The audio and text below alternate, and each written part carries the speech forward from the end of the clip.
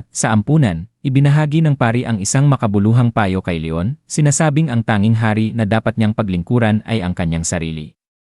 At pinaalalahanan siyang huwag kailanman kalimutan ang prinsipyong iyon. Si Leon, kitang-kitang gumaan ang pakiramdam sa mga salita ng pari, ay taos-pusong nagpasalamat at sinabing mas mabuti na ang kanyang pakiramdam.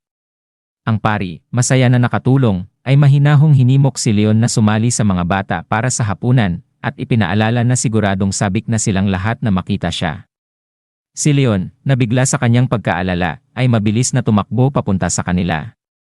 Habang pinapanood siyang umalis, nagmuni-muni ang pari sa hirap ng paghahanap ng direksyon sa buhay kapag walang malinaw na daan, na inihahalin tulad ito sa mga pagsubok ng mga langgam.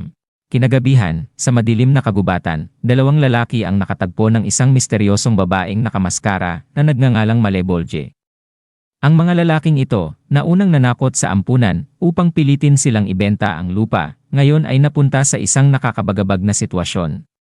Ang isa sa kanila ay agresibong nagtanong kung sino ang babae, ngunit siya ay sagot ng paunti-unting pagtalakay sa ikizukuri, isang pamamaraan mula sa malayong silangan kung saan ang isda ay inihahanda ng buhay, isang proseso na kanyang inihambing sa isang bagay na parehong nakakabahala at makatao.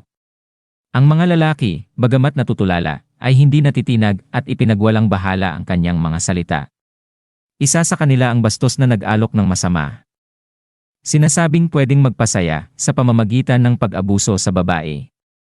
Nang akmang hahawakan niya ito, bigla siyang umubo ng dugo at bumagsak, patay na.